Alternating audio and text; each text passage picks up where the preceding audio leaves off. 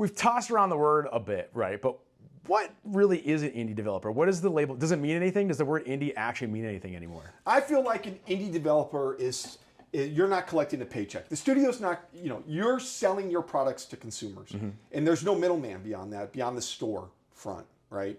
Or you're selling on your website. You are knuckles on the ground, battling, duking it out for eyeballs. You're not relying on a marketing team. You may employ a marketing team within your studio. I still think you would be considered independent if you had that. But there is no outside entity that governs you, that tells you what to do, that tells you what you can say and what you can't say, and a big org that is telling you what to do. You are the master of your own destiny.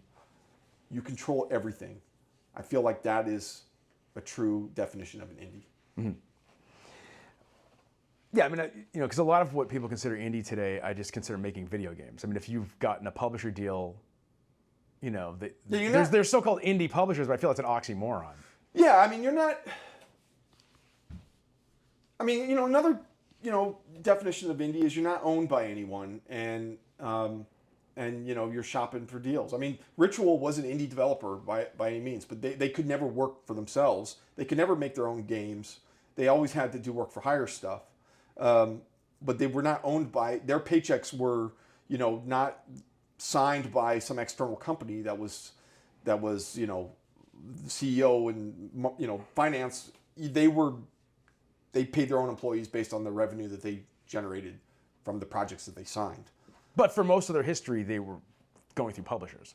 Yeah. They never through their entire history they went through. I thought the last game, the episodic Sin Episodes game, wasn't that a self-published? I can't remember the name of it.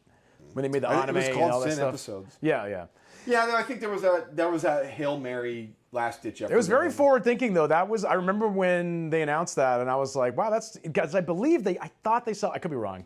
I thought they self-published that or something, and they had metrics. They were telling me about. Yeah. They had all these metrics, and it was episodic, and it was digitally distributed, and then they had that anime they made. I was, it was really interesting, but it's. I think that they owned that IP, right? They owned it. They did, and but I think it was I want to. Yeah, I don't know. Yeah. It might have been a mumbo jumbo. I think a mumbo jumbo published it or something along those lines.